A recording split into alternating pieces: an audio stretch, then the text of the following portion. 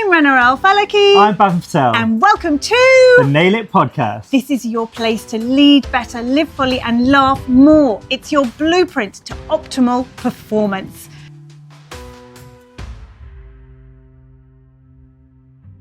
Hello, and welcome to another episode of the Nail It Podcast, your place to lead better, live fully, laugh more. Yay! Bab, how are you? I see sun glaring onto your face I'm there. good, yeah. So I'm in my usual podcasting studio, which is in the loft.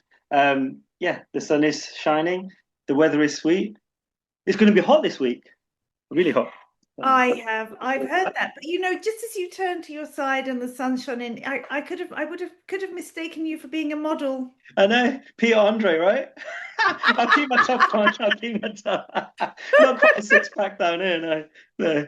But yeah, no. It's been nice. I went to a performance this morning. So my girl, she's been learning piano, and I just wanted to know what she's actually been learning. And there was an assembly this morning, so I went to that performance.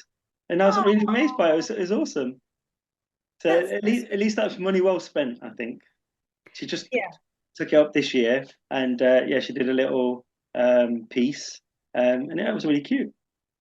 That was nice. That is so wonderful. I couldn't play. I always wanted to play an instrument, and my parents couldn't afford a piano. So I wanted to play the piano, and I went to secondary school, and I noticed like all these people were like being dragged out of routine lessons to go to music lessons. So I begged my parents.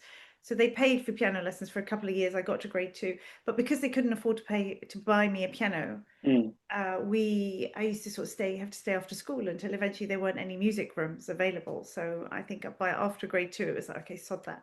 But when I was doing my postgraduate training, I found a lovely little old dear all the way in West London. She was probably in her 90s. I was always wondering if she was going to be alive by the time I had the next lesson. And I would finish the seminar on a Friday, and I go trekking from East to West London to go and have these piano lessons. And then I think she just got a bit fed up with me. So, and at this point, I could afford a piano, but I'd bought a keyboard at home. And since then, look, I've got all the books, Learn to Play the Piano. I have a piano, which was bought for me, Clavinova, on my 40th birthday. So that's 12 years ago now. And it's sitting in my hallway. And I'm determined. I think I found this spot for it in my living room. So if it stares at me, it's going to make me play it. I can't see it. And I'm actually thinking now is the time. This is your sign. This is your sign. They say when you learn a language, right, that's the best way to train your brain and stop you aging. But of course, playing music is a language. So I'm thinking that's what I'm going to do. Yeah, I never learned an instrument. I'd love to as well. But speaking of languages, we have someone who knows a lot about words on our podcast today, don't we, Bav? Did you like that little link there? Yeah, exactly. It's like we rehearsed it. Not quite. We've got Ricky Ghataura. She's one of our Nail It mentors. She's also a dentist, NLP Master Practitioner. She's a life coach, founder of Alchemy Unlocked, which we'll talk about today as well. And she's also a podcaster, Mums, Molars and Mayhem. Welcome, Ricky. Thank you so much. Thank you. Thank you so much for inviting me. It's such a pleasure to be here and listen to your conversation. Yeah, Bav, you do look like Peter Andre. And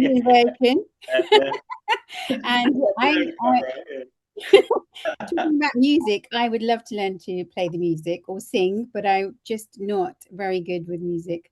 Reading music was just such a dilemma for me. I just could never do it. So hats off to you for learning it. And maybe I'm gonna change your wording there. You said I'm not very good at music. Add the word yet. Add the word yet on the end. Yet. That is what I was going to say. You took words right out of my mouth. There you go. Welcome to the podcast, Ricky. There you go. So get used to that for the next half an hour.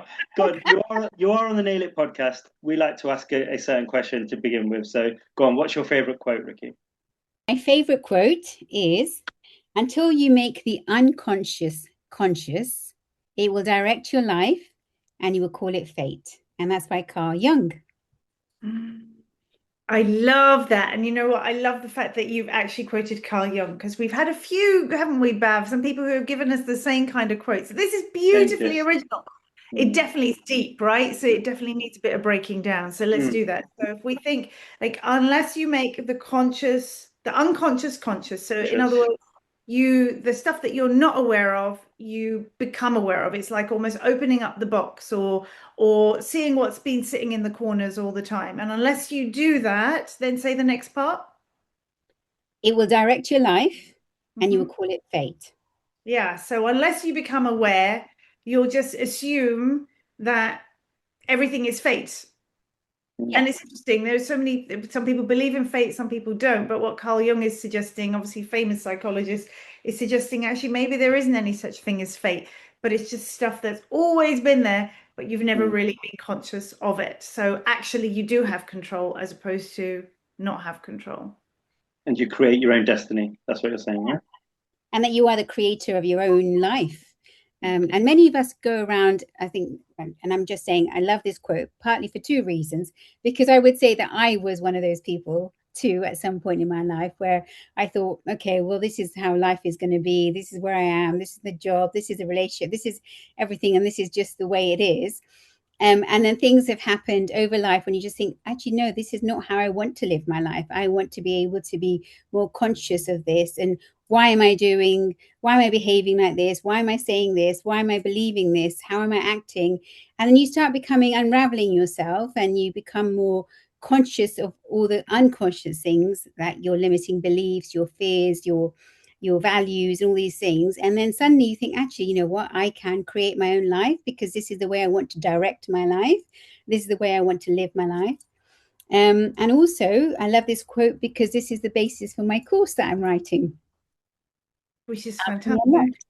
So this is about creating your own destiny. Now, Ricky, a lot of people feel powerless to do that, right? A lot of people believe, and are hard set in that belief, that they have absolutely no choice. You know, that it is what it is. I can't control it. I can't do anything.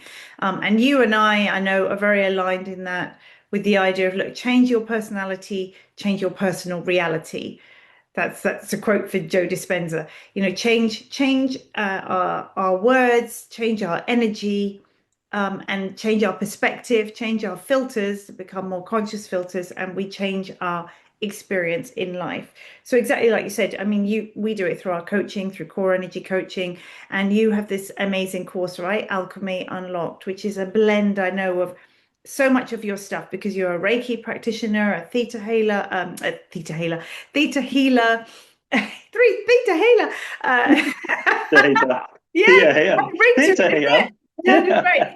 Obviously an NLP practitioner, a coach. So tell us about Alchemy Unlocked. What is it, and how does it get you to become more conscious and change your life's experience?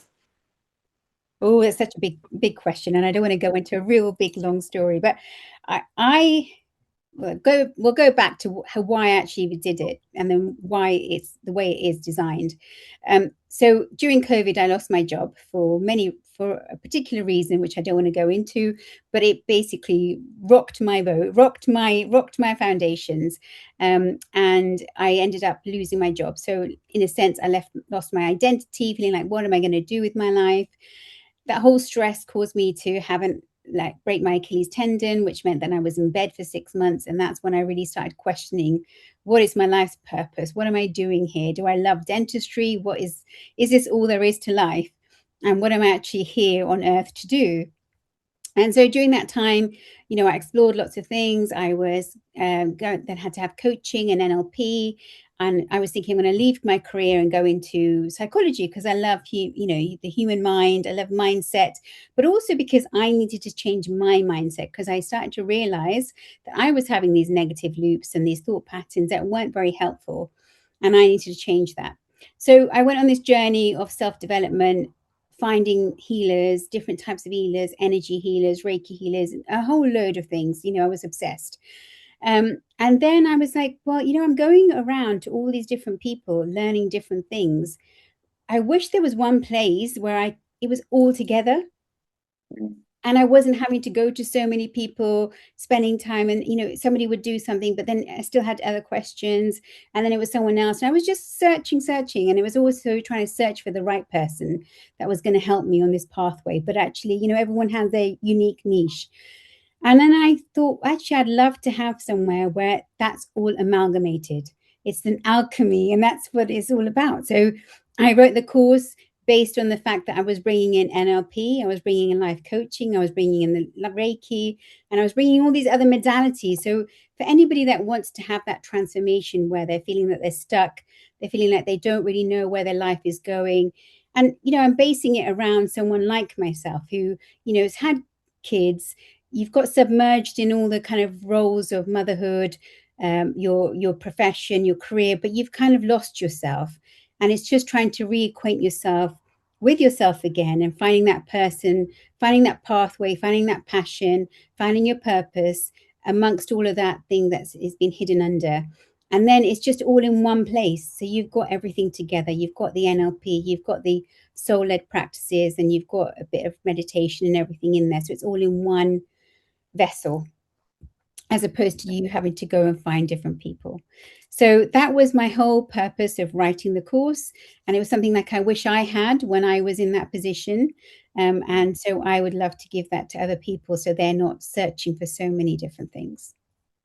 Yeah. So that in a nutshell is why I wrote the course.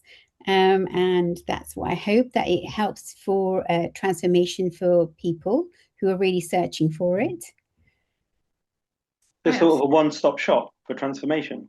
Yes, hopefully. Yeah. And it's not just for health practitioners, for anybody? It's for anybody. Right. It's for anybody that needs it, anybody that feels like they need to work on themselves or uncover themselves, and actually just stop and become conscious of the unconscious. You know, to actually just stop and think, well, actually, no, how am I living my life? Is it really serving me? Is it feeling fruitful? Am I feeling passionate about life? Am I feeling happy about life and joyful? And if not, what is it that's stopping me? Is it, you know, my limiting beliefs? Is it my fear? Well, how can I uncover it? So the course goes through a pathway of trying to uncover things and get yourself to work through this transformation. And, you know, transformation isn't just, you know, magical. You do one thing and you're going to be transformed. It's like an onion ring. It's an onion. So you're peeling back all the layers. You're trying to work on something. You'll remove that, and then there's something else that gets uncovered.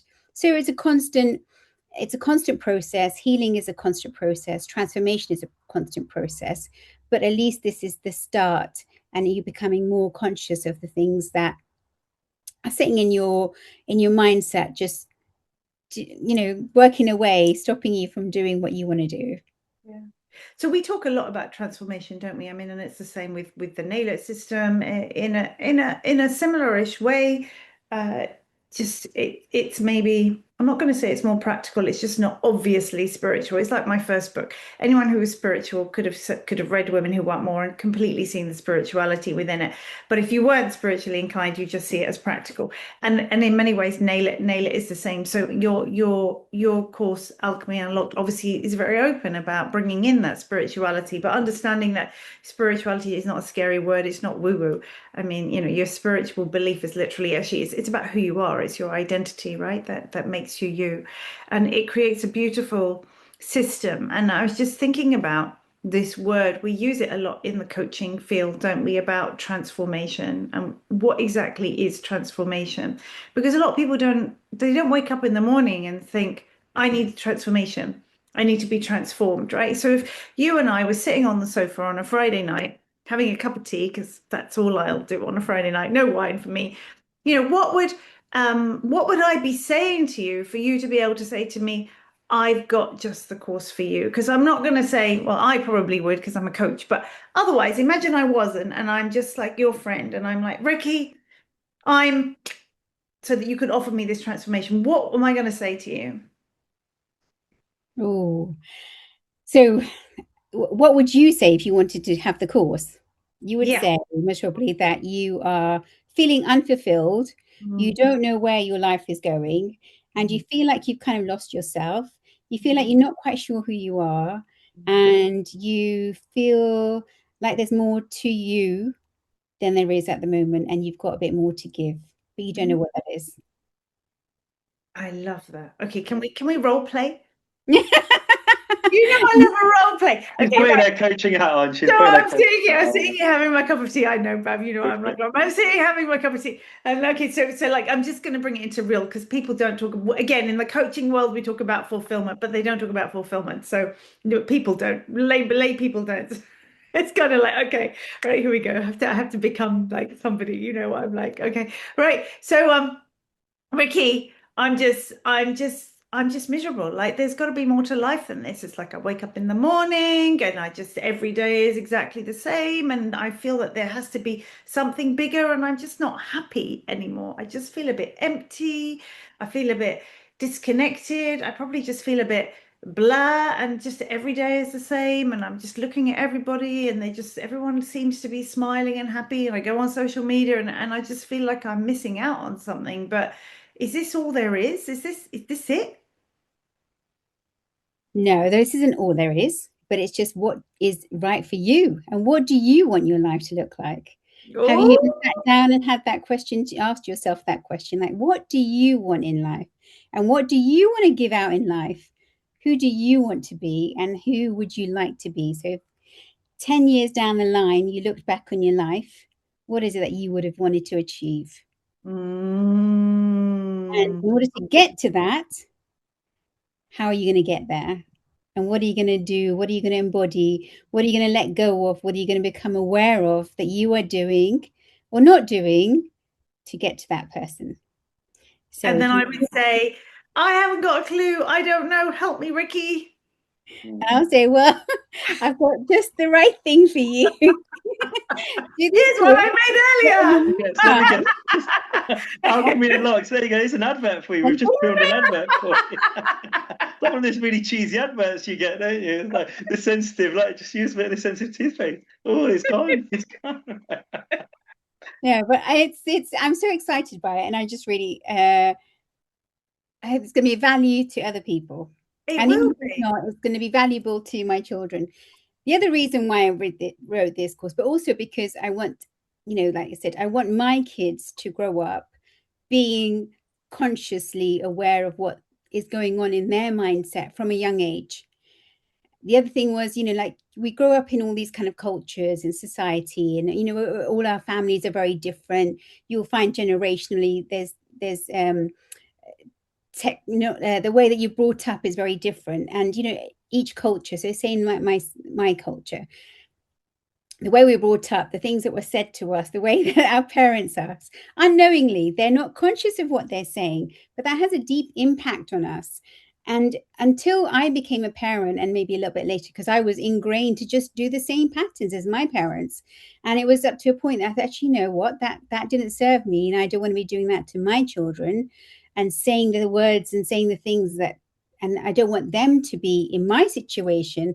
So I need to change that. And how am I going to change that? I'm going to have to become aware of what I'm saying, how it's impacting my children, and then also what's their mindset going to be like, because I want them to be coming on to one of your limitless in their thinking and in what they're going to achieve. So I wanted it to also be for my children, and any young child.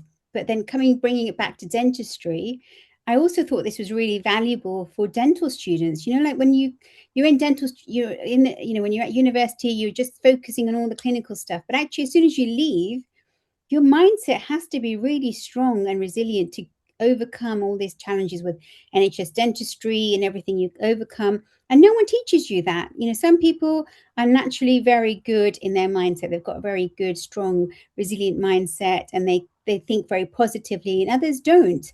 And that just comes from how you're brought up, your genetics, everything, a whole host of things that we're not going to get into today. But if that could be implemented and taught at a young age, imagine how the children grow up, how they're going to live their life, and how things would be very different for them. And I'm just really thinking about my children. I want them to live life as fully as they can, without any inhibitions, without feeling restraint or anything like that. I want them to be limitless, but also have really good mindset to be able to think positively reframe themselves and believe in themselves. Yeah. I think this generation generally is a little bit more aware. You know, like we bandy this word around limiting beliefs, and you forget that most people, what is a limiting belief, right? So a belief that in some way holds you back. But I think, especially with social media, the minute you follow anything that's personal development based, all this stuff will start to pop up. So, you know, I think about how my teenagers speak, and they are more aware, they are more conscious, I think, than we were as teenagers. And you talk about the resilience side. Absolutely, some people will have it naturally, but it's about teamwork, isn't it? It's about how do you navigate a small team? How do you deal with stress? How do you regulate your emotions? Of course, emotional intelligence still like the top leadership skill that you really do have to master, and it's not in the slightest bit fluffy, despite having the word emotion in, you know, half the phrase. And I think it's admirable that you want to do that partly for your kids. I know when we created the online nail it training, and yeah, paid my kids handsomely to do all the videos, but there was a tactic to that. It wasn't just that they had got some money out of it, it was that they had to watch those videos again and again. And some of it was and going again, in, right? In order subliminal to messages you were sending. edit them. Yeah, in which case, you know, it infiltrates into them. Which is so important. And, you know, our mission, I mean, I know all three of us, is about to raise the consciousness of every individual, you know, one at a time, right? Mm. I think going back to when you're saying about social media and teenagers and you know, children, and I think your children are very lucky in our children because they're raised in our environment, but many aren't. And now with social media, it has that effect that there is so much knowledge out there. So it is helpful, but then there's so much other stuff which is going to influence them to do negative things, believe in themselves. They're seeing all these people with six pack, you know, a whole host of things that is unrealistic. Then they're seeing that one side, which is definitely going to affect them mentally, and it can have repercussions. So there's a lot of very good material and a lot of very damaging material. Yeah, and let's not forget AI now. Exactly. Right. So, You don't know whether what you're seeing is the truth or not, be it video format, all these videos, they're all AI generated. The six packs you're talking about, probably all AI generated at the push of a button. It's like what's true and what isn't, in which case it's probably even more important to ground yourself, isn't it? And because that's the secret to setting yourself free, is living in your truth. But like what is true and what isn't? Like how much do you trust yourself? And how much you're going to be influenced by everything on the outside. yes. And obviously teenagers and young they're hugely impressionable, aren't they? From what they see, their peers. And you could be setting an amazing standard and everything at home, but then it's as soon as they get out and they've got their peer group that may be giving them other influences, you just don't know, do you? So yeah, it's a whole host of things out there, but yeah, it's going to be interesting to see, and hopefully the messages does come out. But I know at school they are teaching a lot of this, but it's how much are they listening? And it's a bit like us, isn't it? We don't, sometimes some things happen in your life, you know it in the background, but then something happens that then drastically you start thinking, oh, okay, right, now I need to implement this or start to learn about this and integrate it into my life. Yeah, so it's like you say, it's the classic, it's the wake up call, right? Because it's all very well, I would like to, you know, me with the piano, sort of, and now in my 50s, like I've had 3 attempts, but I'm still going to go. But you know, there needs to be something to prompt you, right? And we always say this, like people only really change when the pain of staying the same is greater than the pain of changing. And that's often a brilliant instigator to get people to move, but it doesn't keep people moved. You know, the classic, someone died. And what happens? Oh, life is too short. We've got to make the most of every minute. And you make the most of every minute for a week at best, probably one day, and then you forget that commitment. So there has to be an instigator of the change. But then what really draws you is then something to aim for as well, which people often lack. And I know this is one of the NLP meta programs as well, partly, isn't it? The carrot and the stick. Mm-hmm. The towards and the way from. Yeah. Mm-hmm. Want to tell us a bit about that? So it's one of the NLP meta programs, which is all about how our brain processes information, and we're all very different. So some people there's no right or wrong, by the way. So it's just the way you're programmed and the way you see life. So some people will view it as keeping away from something, so keeping away from harm, keeping away from, say, putting on weight. Loads of examples. It could be keeping away from injury or something like that. And some people are focused towards an outcome, so it's always like, right, well, I need to get to that goal, I need to lose 2 stones, or I need to get to climb a mountain, or whatever it is. You're working towards a goal.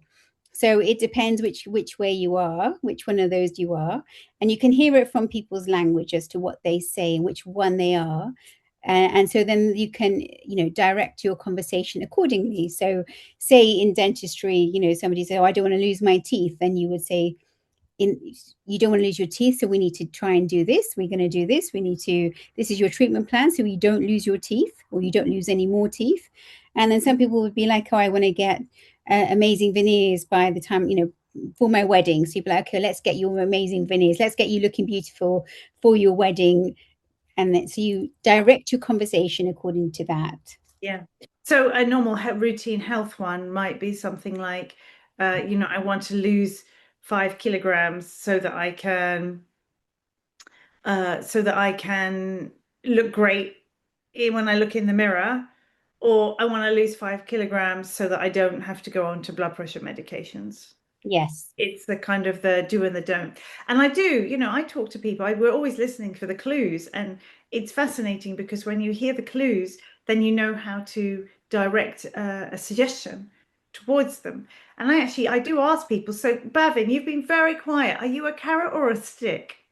I was about to say, I was trying to figure that out myself, actually. I think at the moment, I'm a bit of a stick, because I was actually having a conversation today, because I've been on some medications recently, and I was like speaking to a GP today and thinking about weaning myself off of it. So I was thinking, I must be someone that wants to stay away from negative effects of things as opposed to looking towards a positive. And again, I was going to say, Ricky, I think it's also part of your childhood and the way you're brought up. It's also big cultural differences. For example, like when I went to India, the way that people spoke to people there, I felt was quite rude, and the way that people come across. But it's the way that they will respond to you because of the way that you phrase a certain instruction. If you say please and thank you, they don't get that. They're like, can you go do this? And it's kind of like they respond to that. Whereas here, if you said that to somebody here, they'll be like, no, can you do one? Whereas here, it'll be like, can you please go and do this? Or the way you frame it. But so I think there is a bit of a culture thing. So yeah, back to your point, Rana. I was trying to figure out. I think at the moment I'm a stick, but I'd love to be a carrot one day. But I'm sure you are a carrot in other things. So you're talking about being a stick because you have the medication, but I'm sure you're a carrot in other things like your work. Yeah, I think again, I guess it's also to do with what the subject matter is. Yeah. So yeah. It's an interesting one because I was thinking of that at the time. That's the reason I was a bit zoning out. But what other NLP things? What other pearls of wisdom can you give us? Something that we could take home, maybe use literally tomorrow. So one of my most favorite is the power of reframing. And I think I used to do this automatically, but I obviously become more conscious about it. Then reframing is all about looking at the world, looking at any situation in a different concept, different way. And it's usually a more positive way, because then once you start looking at things in a different way, you see life in a different way. So situations that once were really upsetting or stressful become a bit more like there's opportunity there or something. So how can I examples is, it's raining outside. Oh no, most people know it's raining again. And you're like, okay, no, great. The flowers are getting water. The trees are getting water. That's a midlife thing. There's going to be a rainbow at the end. So, just imagine that. Can you see how it is when you've got, feeling like it was raining, it's all dreary and dreadful, to, oh my God, it's going to be amazing. It's going to be a rainbow at the end. You're going to see a rainbow. You have such an uplifted way of seeing life. And once you see life in that uplifted way, everything just seems much better. You seem much happier, more joyful. And it doesn't seem like life is just dragging on. And we don't want life to be dragging on. We want to be enjoying as much of it as we can. I'd like to say you're going to be enjoying every single minute, but sometimes not quite always there. You need to sit down and have your cup of tea and think, oh, okay, I'm tired now. But majority of the time, if you I've used that recently, actually. One thing that did transform, I think it was about a year ago, and I heard someone say it, but the fact on a Sunday night, I used to get quite bad, like Sunday blues, and you think, oh, I've got a whole week coming up and get stressed out. But the reframing that on that Monday morning, I get to go to work. I don't have to go to work. I get to go to work, right? Because there's lots of things that could stop you. There's lots of people in life that don't have a job. There's people that are in far worse situations. And I've tried to instill that in my children now when they say, oh, we've got to go to school tomorrow. I go, no, you get to go to school tomorrow. You get to do this. You get to have these opportunities. You get to see your friends. You get to learn a new skill or something. So again, it's reframing that from a young age for my children as well. So yeah, I do use that. That's a good technique. That is a really powerful reframe, that one, actually, isn't it? Massively. And then you talked about opportunity, right? And these are all the things we do when we coach people, don't we? It's like, how would you reframe that? Because it's what you're thinking that's bringing you down. So it comes back to, it's your responsibility how you feel and the reality that you live in life and that you experience, right? So it all comes down to reframing, opportunity, bouncing back, seeing the positive, even in a negative situation. So like if you mentioned mountains, okay, right, my trip got cancelled, I didn't get to go, and instead of like lulling in this idea that you had this holiday planned and you were going to go hiking and you're going to have the most fantastic time, it's like, okay, well, where's the opportunity here? The opportunity sometimes you don't see it straight away, right? You live life forwards, you learn it by looking backwards, but it might be that the opportunity is you got to stay home and sort some stuff out in your house. Or you got to then go and spend those days that you had off with friends. There's always an opportunity out of adversity. And it's interesting you said I do it automatically, and I definitely do it automatically now. And of course, this is what we measure, right? This is what we measure in the Energy Leadership Index assessment. We measure people's almost reflexes of how they show up under stress and how they show up when things are going well. And it measures your level of consciousness. That's what the figure shows. So, and the higher your level of consciousness, the more fulfillment, happiness you have in these 14 aspects of your life, including financial, leadership, communication, relationships, health, and all the rest of it. So leadership style, everything. So we can measure consciousness with assessments that have been validated and we know have been tested for reliability. And just as you develop and grow as a person, I guess this is why we always talk about reflection as well, don't we? Just take the time. We will usually say to clients, take the time once every month religiously to reflect on yourself, to reflect how much you've grown, to reflect what has changed. Because again, it's becoming conscious, right? Of realizing that you are growing. Yes. And also being conscious about, well, obviously how much you've grown, but also be conscious about things that maybe you can modify and change and work on and they said reframe the things that you're going to do.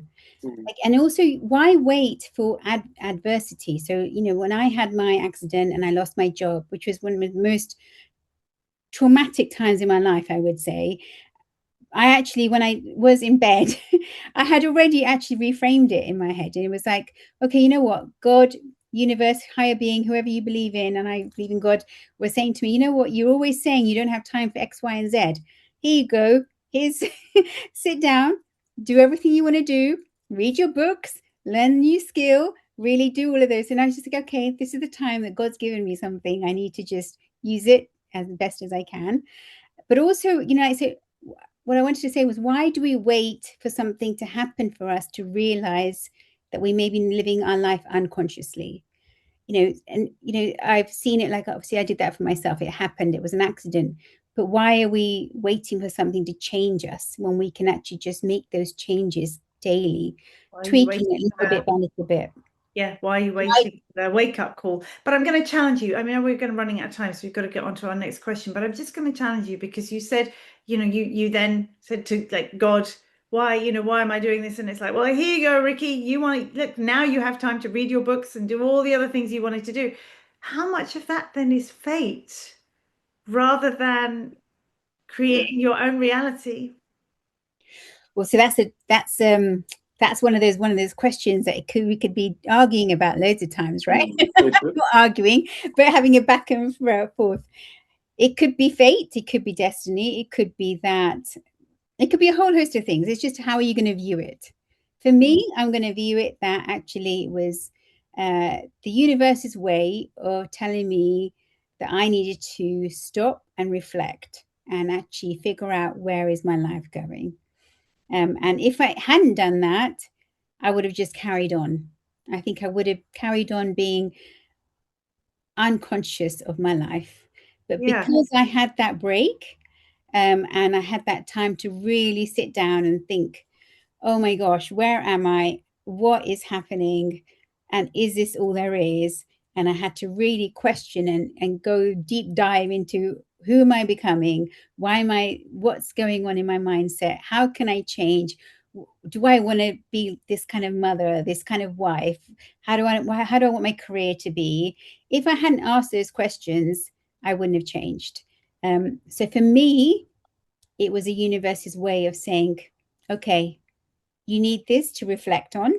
Yeah, but I'm just my point was the contradiction between fate, like what you've done is a massive reframe, right? A massive reframe of the opportunity, and now looking back, the complete understanding that you never would have had time to do that.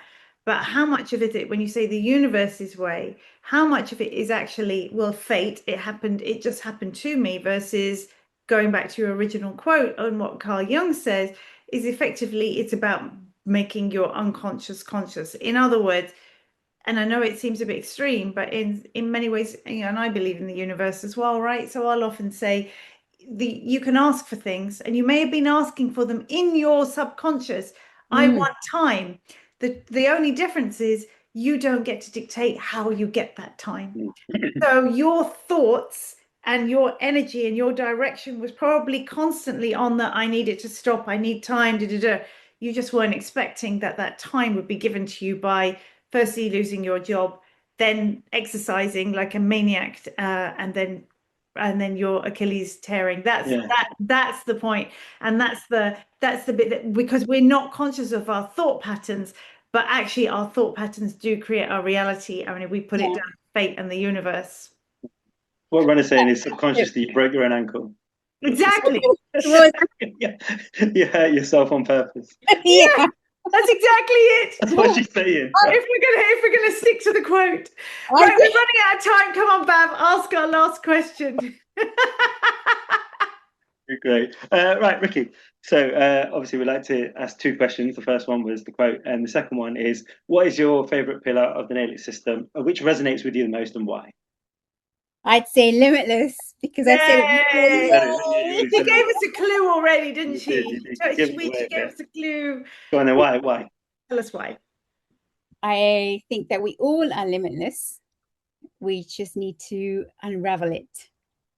And we have so much potential in each and every one of us. And we are limitless. So I just want everyone to believe we're limitless.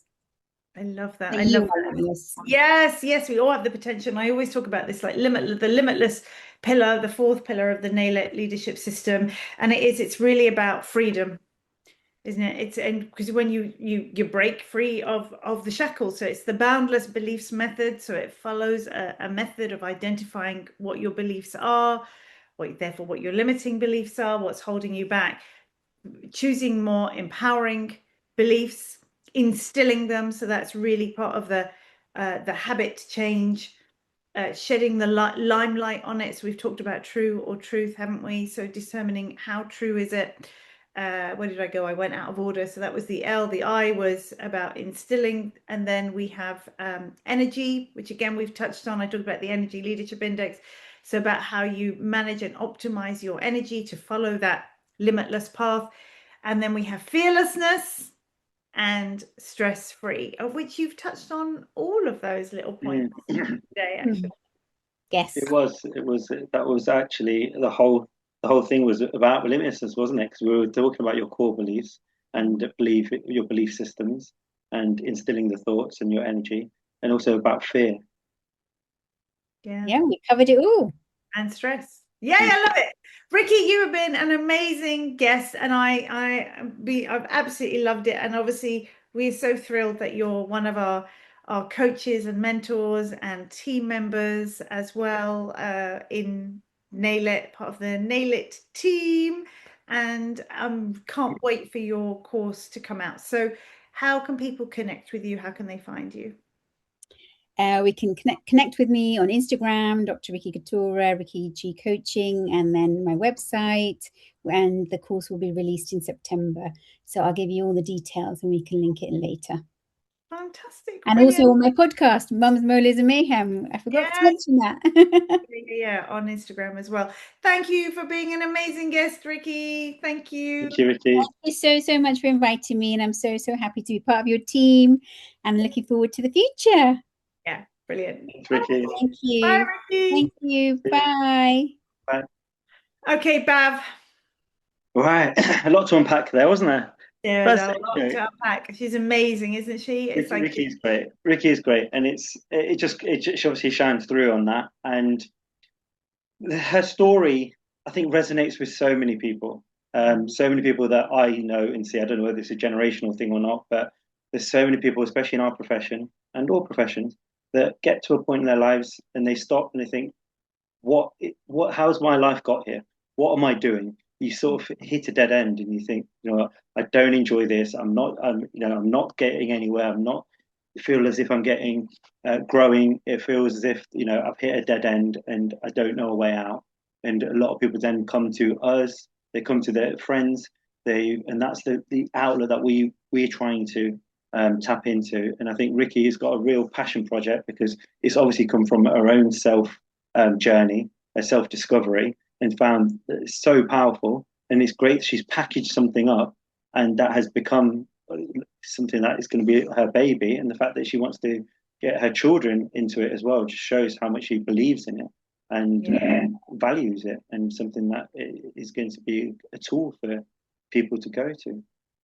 And it's something that I think is going to be something that's growing, especially in the age of AI.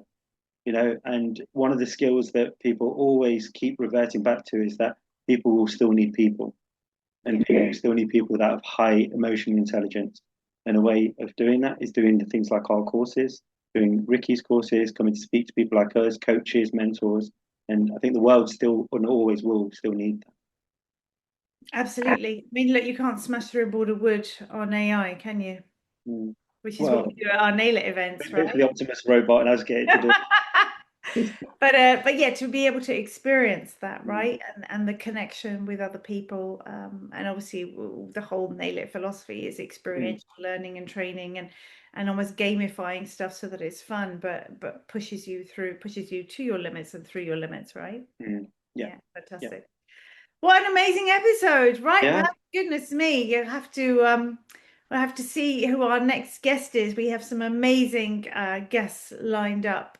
So watch this space. And we've got a whole library of them now as well. So obviously feel free to go back through our libraries. We've spoken about AI quite a bit. We've spoken about limitlessness. We've talked about pretty much every pillar has now been covered.